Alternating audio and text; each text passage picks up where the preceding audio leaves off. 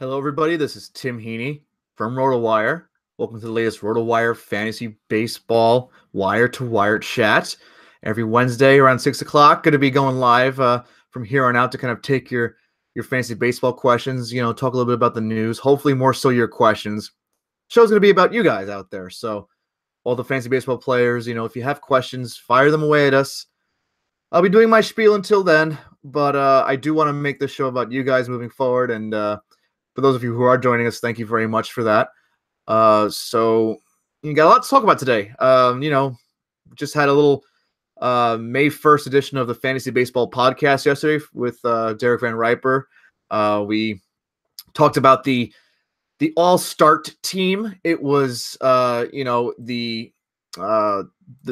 made a team of guys that are fast starters this year, and we kind of talked about how we wanted to, how we think those guys will do the rest of the season. Mixed results on that, actually. Had a lot of overachievers on there and a lot of guys that, not the worst guys to bet on the rest of the way. So maybe we can talk about that in a little bit. Want to get into a lot of injury news that's happened since last night. A couple big names actually going down. And, with uncertain futures, I would say for sure, with some of these players here, depending on the severity of these injuries. I do want to kind of plug rotowire.com a bit here because, they are such great resource at this time of year. May, you hear a lot of NFL draft stuff coming right now. Justifiably so. I like the NFL draft myself. But, baseball does kind of get a little bit lost moving forward here.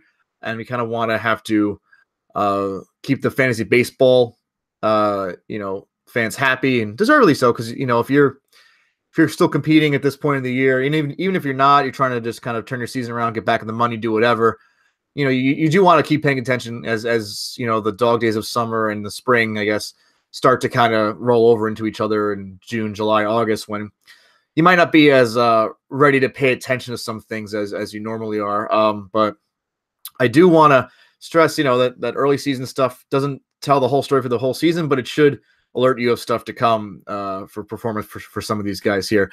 All right, so one guy that's really on the headlines recently, AJ Pollock of the Diamondbacks, just having a monstrous stretch. I believe he had 4 home runs and 6 at bats from Monday to Tuesday. That's pretty good, right? He's kind of living up to the promise that a lot of us had for him. That was kind of been shut down a lot due to injury the last couple of seasons. The talent when he's on the field is elite, 5 category type. And, say what you want about the Diamondbacks home stadium. It's affecting its batters a little bit, but AJ Pollock's making things happen otherwise. He's getting back to the base stealing. That's kind of was maybe his calling card in recent years when he has had these elite seasons. But the power, 10 home runs already. The pace will cool, but he's always had that in him. The athleticism he had in college with Notre Dame. I'm a Notre Dame fan, so I did actually watch a little bit of college baseball in my day. Yeah, AJ Pollock was kind of a big prospect coming up, and a little bit of a late bloomer more so. But he's a little bit older right now, so that's the case for keeper guys to be a little bit concerned. But still, five category athlete for sure. At this point, kind of using that power, finally tapping into things there. Still to pay a little bit of a high price heading into the draft season, but still making things happen. He really has that raw power that when his swing is right, he looks on. So yeah, I mean, I don't want to say it's going to stay at this level for real, but this is basically kind of what we've been waiting for from him. Is someone going to overpay you in a trade for him? Maybe that's the case that you could probably investigate selling him high, but pulling up the stats now, 10 homers, 7 stolen bases, 292 average. The power speed combo is kind of what you paid for with him. He was kind of had that, the fact that he was like a 4th or 5th rounder in most mixed league drafts. There's a lot of room for error there, and you can pick yourself up if you invested in him and he crapped out. So I think there's a lot to like about what Pollock's doing so far. 21 runs scored, 25 RBI. So the lineup is still potent, even though their home park is not helping them. So we'll let some of that luck run out, maybe. But Pollock's a skill set I believe in.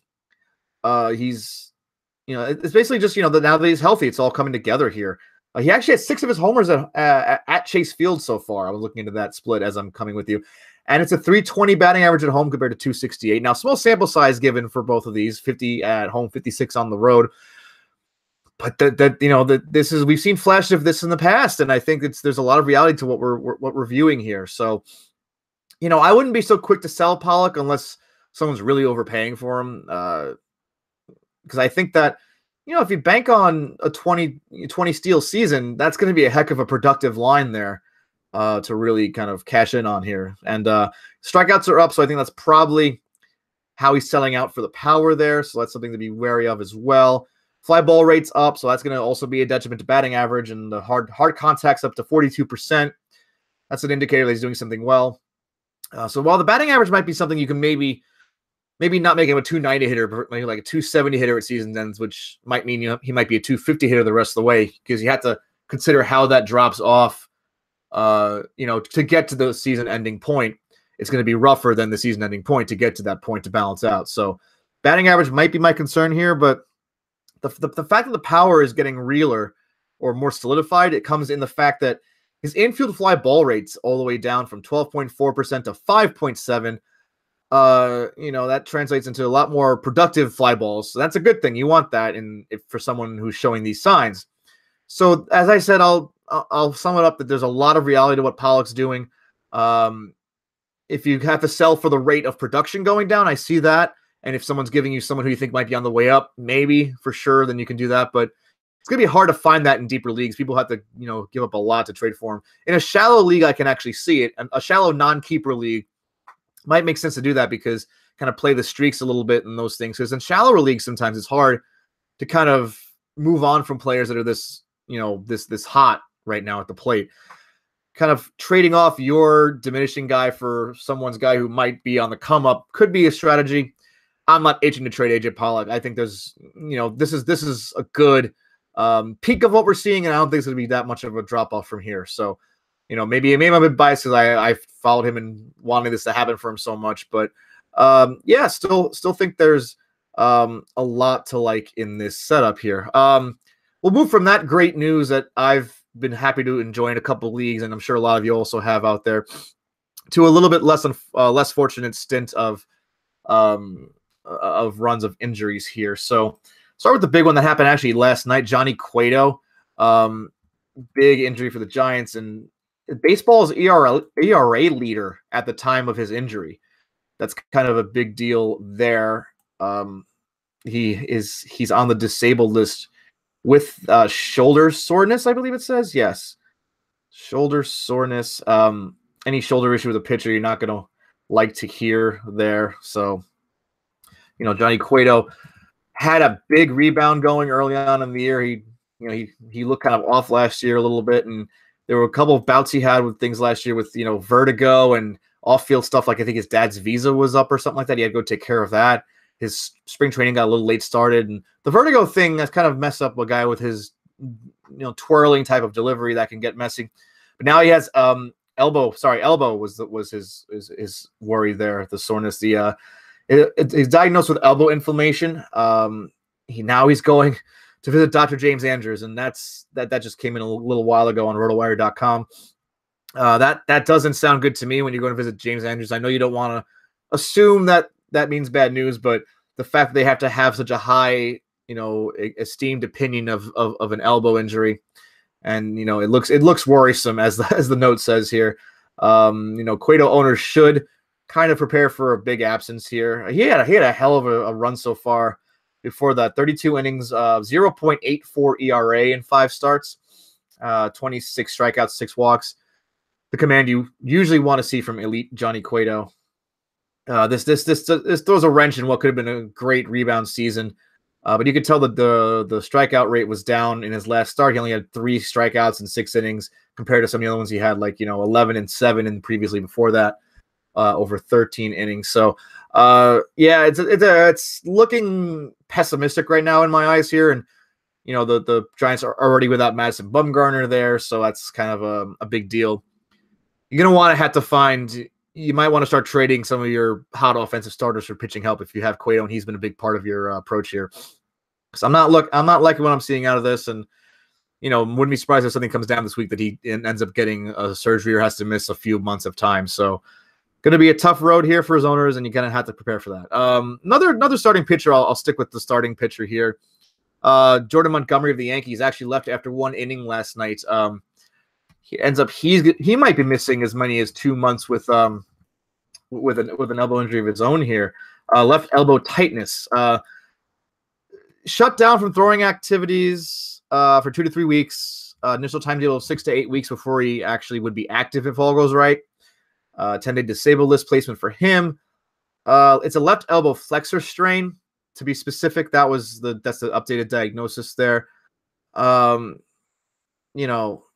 replacement value, guys, of these 2 injuries, Montgomery and Cueto, not really great. The Giants haven't, Andrew Suarez probably is going to have a permanent place in the rotation for at least as long as Madison Bumgarner's out as well. That might be a case where they have to have both of them in there. The left-hander, Jeff Samardzija is now the ace of the staff, which is kind of not saying much right now.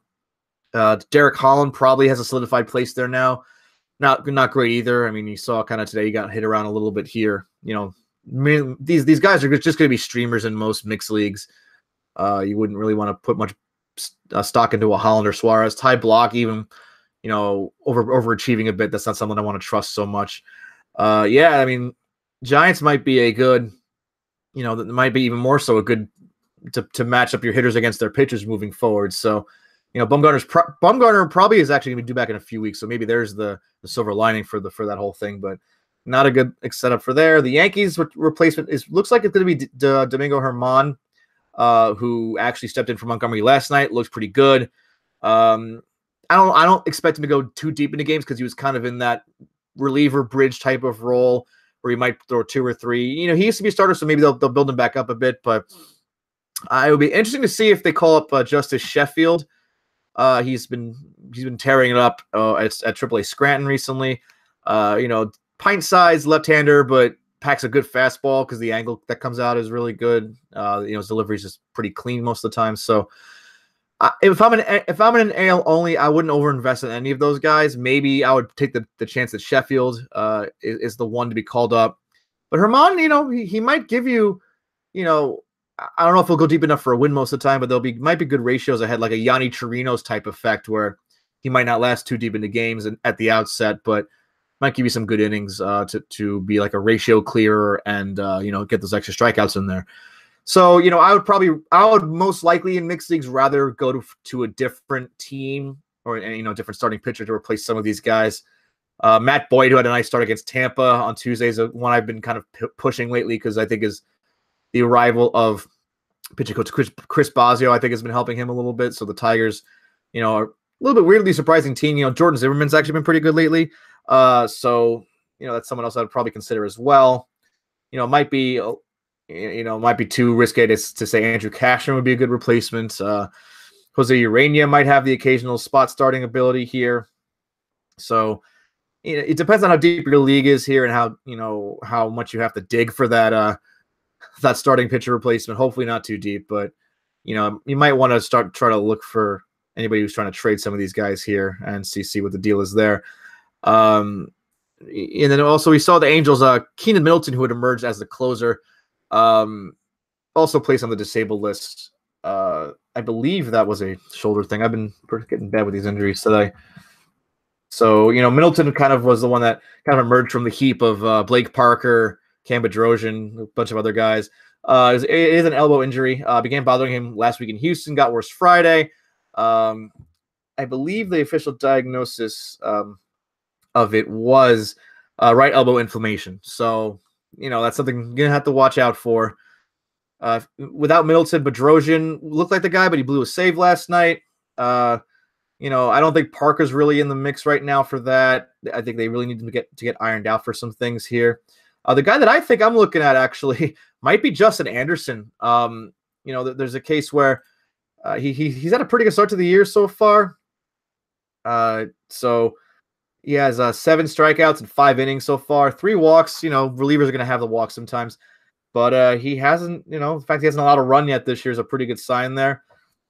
He does have, pretty good velocity, if I'm not mistaken. Yeah, 98. Oh, great velocity, 98.1 miles an hour average on his fastball so far. So, That's the kind of guy I'm looking at. I think that might be the sneaky value here. I mean, Bedrosian and Parker just haven't shown anything worth chasing there right now. So I think I think there's your closer in the waiting, Justin Anderson. Moving on, a couple of second basemen with injury issues. Daniel Murphy's still having knee pain for the Nationals. He's with the team but not returning. So there's something there that if they want him to hang around, he's still encountering knee pain, and he's probably going to be like a week or two at least for him. I think the Nationals are they're going to stick with Wilmer Difo for the next bit here, and Murphy you just got to wait on getting that activation. Now at 33 years old, maybe the healing ability is kind of taking a hit with him, but he'll be an automatic activation as soon as you can get him in. Definitely would want to have my lineup set knowing the week he's ahead of time. If your lineup block is a Monday for the week, you kind of want to have that early indicator on Murphy if he's going to be available. So that's something I want to stress to you. Just keep tabs of reading the tea leaves as throughout that long way as you can there. Yoan Moncada was removed from action on Wednesday due to hamstring tightness. He's day to day, big contributor early on so far here in this league in fantasy baseball so far. It looked like he had a knee injury, but the club said it was only a hamstring deal. So looks like he might get Thursday off. So daily lineup leagues, you can plan for him not to be there. Looks like, doesn't look like they're too concerned so far. You want to stay tuned to the website on rotowire.com for that. We'll have more updates as that continues here. Moncada, obviously a big contributor in power and speed and OBP right now. And the White Sox, have a surprisingly talented offense so far. So that's the way to go. So, just see if you can line up that replacement for tomorrow if you're really kind of trying to keep tabs in a head-to-head league. Not much going on otherwise with that Moncada news. It just seems to be the early stages of it coming out here. Other top news coming up. Andrew McCutchen was diagnosed with left elbow contusion. X-rays came back negative after he was lifted from today's contest as well. Was hit by a pitch in the elbow. That's McCutchen's a good depth piece for a mixed fantasy league. That's you don't want to have him miss too much time. He'll probably miss a day or two, but still probably not a serious thing to look at there for. Ian Happ of the Cubs, a guy with a lot of promise, a lot of power promise. Just he's been atrocious this year at the plate with his plate discipline. 45.5% strikeout rate. He's just looking lost right now. He's not at risk for demotion, apparently, the Cubs say. You have to look beyond that and just kind of look at the fact that Albert Almora is playing well and Javier Baez is owning second base owning second base right now. There's really no place for Happ to play. Kind of have to look at that as, it looks like he might be a candidate to be optioned soon. Maybe work some things out at AAA. If you're still holding him in like a 12-team mixed league, you shouldn't be. 15-team, I can see it. I'm actually holding him in a league where the waiver wire is very barren right now, so I don't want to take the chance that he comes back and figures things out. There's still a lot of talent there. How long can you stash him? And if you can stash him, that's the question there. I could see a point where you might want to have him as that last guy in your bench that you're just looking for something from. But I understand if you have to meet other needs or that sort of thing to kind of, to meet other roster needs that are more immediate than kind of stashing a guy that might not have a place to play for a while. So, all right, I think that's where we're gonna cut it today. Thank you for joining us for the Fantasy Baseball Wire to Wire show. And you can follow me on Twitter at Tim_Heaney. And you can listen to me on the podcast every Tuesday with Derek Van Riper. That's usually out late Tuesday afternoon around 4 o'clock, 5 o'clock Eastern. And hope to see you guys next week. Take care. Thanks for joining.